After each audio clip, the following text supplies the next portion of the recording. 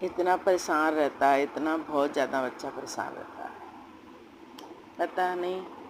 क्योंकि जहाँ बैठता था सुबह के टाइम पे तो उनकी दुकान बंद है। उनकी दुकान आजकल वो 5 बजे खोलते हैं। फिर यहीं सीढ़ियों में ही रहता है, सारे दिन सीढ़ियों में रहेगा। थोड़ी बहुत देर के लिए जाता है ना तो सारे दिन सीढ़ियों में रहता है। और ऐसे दुखी हो जाता है बच्चा